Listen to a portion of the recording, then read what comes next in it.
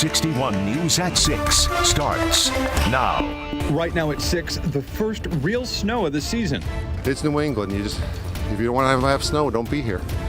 Even though I'd love to have it just snow on Christmas Eve, make it white and beautiful, but that's not the way things work. Residents across the state waking up to blankets of white.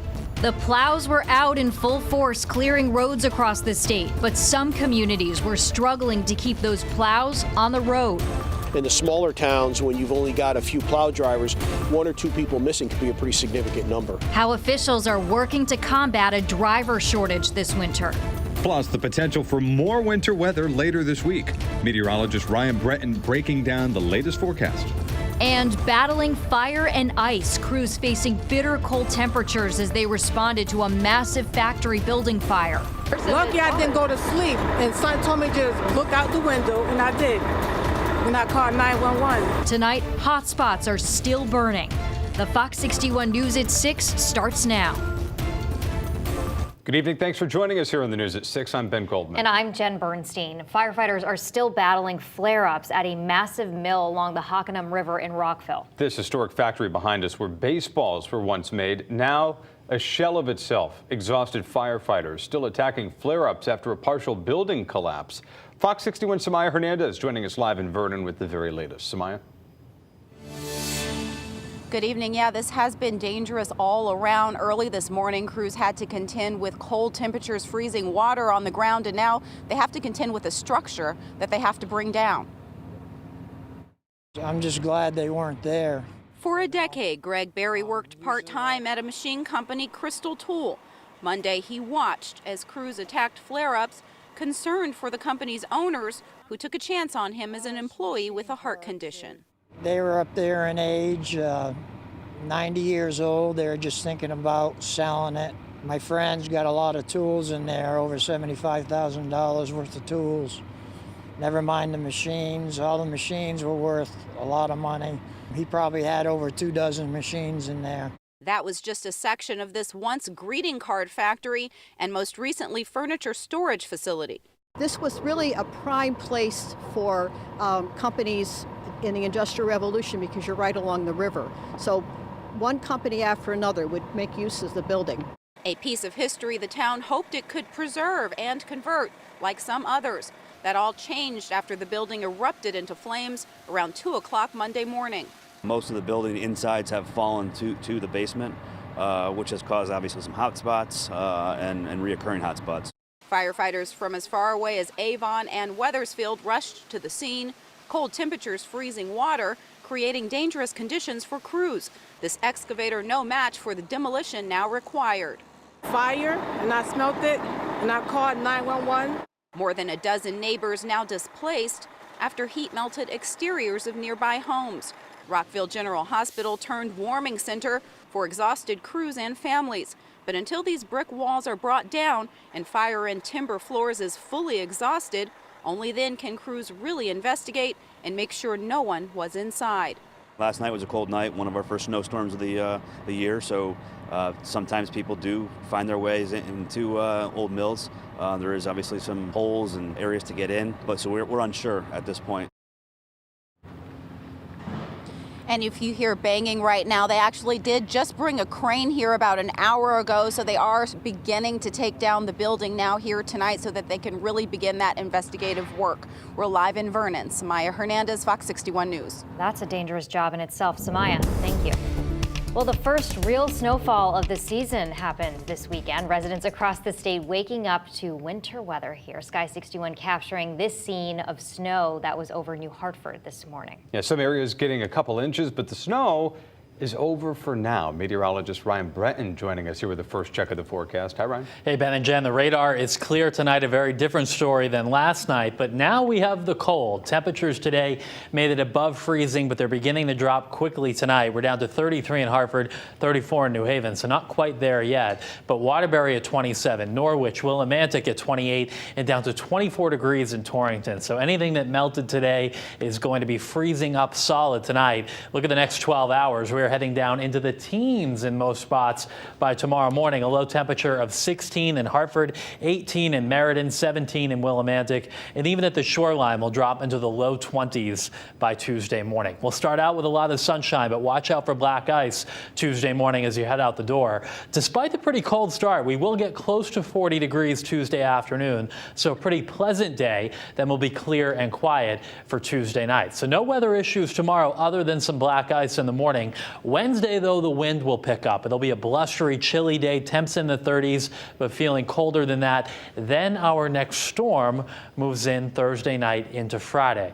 A lot of questions with this one, and as you can see, there will be a rain-snow line not far away from us. Coming up, we'll take a closer look at this storm and the potential impact it could have on us later in the week. We'll see you with more on that in about 10 minutes. See you shortly, Ryan. Thank you. Well, just in time for the hard work that comes along with winter, the state is experiencing a labor crisis that could affect how quickly that snow gets plowed away. Fox 61's Matt Karen live in Wethersfield to spotlight the snow removal headache. Matt.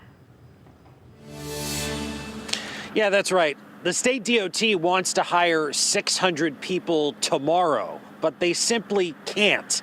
Now, not all of them would be plow drivers, but about 175 of them would be. And the state says that would make a really big difference the next time a more significant, inevitable snow event comes around. We are actively hiring for all assets of our department. Following a wave of retirements, lingering COVID concerns, and a lack of CDL drivers, the state is sounding the snow removal alarm. So we are short-staffed. For some of these larger storms, we will ask the public to have some patience with us. It may take us a little bit longer to clear the roads than we have in years past because we do have some staffing challenges. From the state roads to the local ones.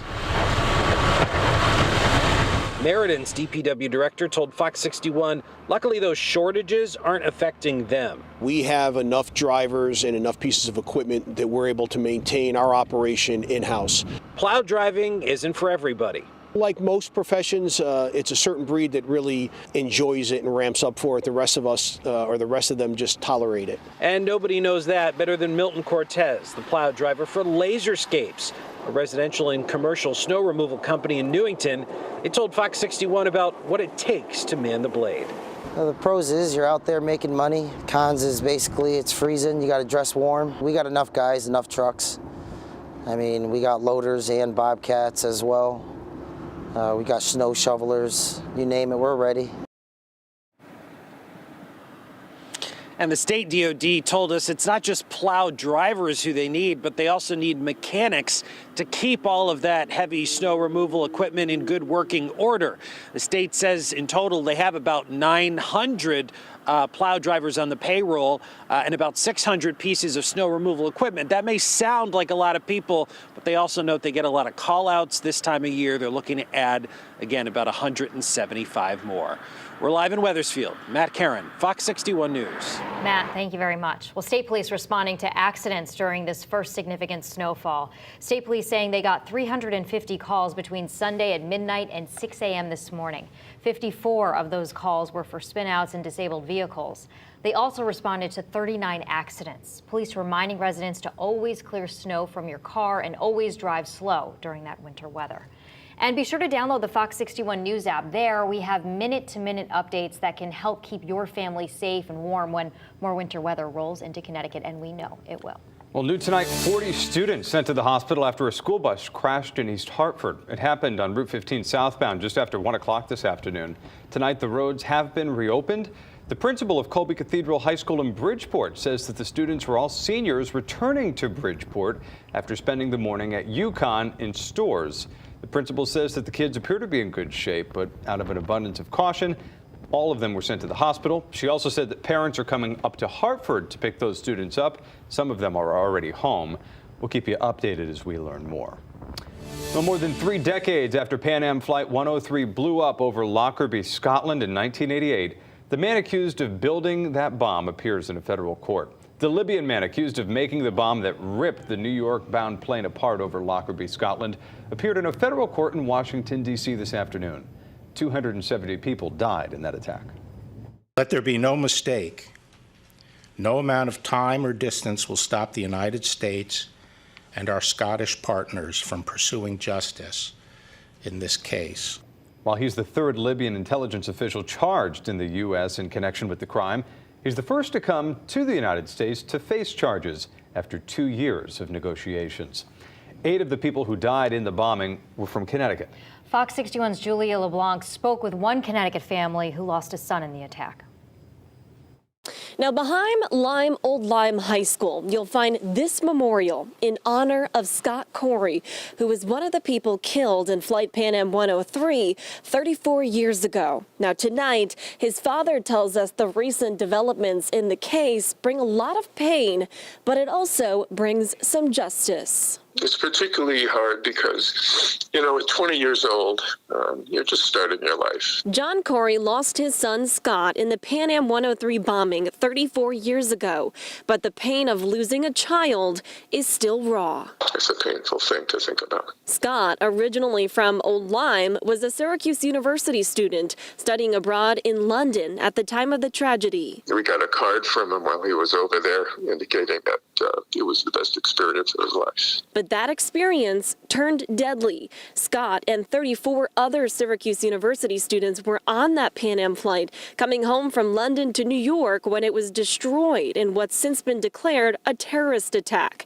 259 people on board died, and 11 people died on the ground. 8 of those who died were from Connecticut, including my former colleague, Jim Shapiro, State Representative Jim Shapiro, who lost his sister. In the 3 decades since the attack happened, 2 other men have been charged in connection to the bombing. One was acquitted and one died. But this is the first time someone will stand trial for the terrorist attack on American soil. Sometimes in our line of business, it feels like you're banging your head against the wall and not getting anywhere sometimes, and sometimes you get somewhere.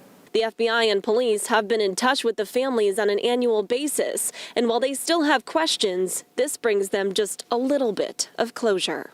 Finally, to have a little more justice after this terrible event. Now, several Connecticut families have done something in honor of their loved one that they lost in the Pan Am bombings. Here at the high school, the Coreys have opened up a scholarship fund, and each year they hand out $2,000 to a prospective student in honor of their son. We're in Old Lyme. Julia LeBlanc, Fox 61 News. All right, Julia, thank you. A New London woman is facing DUI charges after a crash that happened early Sunday morning on Ocean Avenue. Police say Laura Varon Sanchez crashed into a residential building. A passenger in the front seat of the car was taken to the hospital with serious injuries. We're told that passenger is now in stable condition. Still more to come here on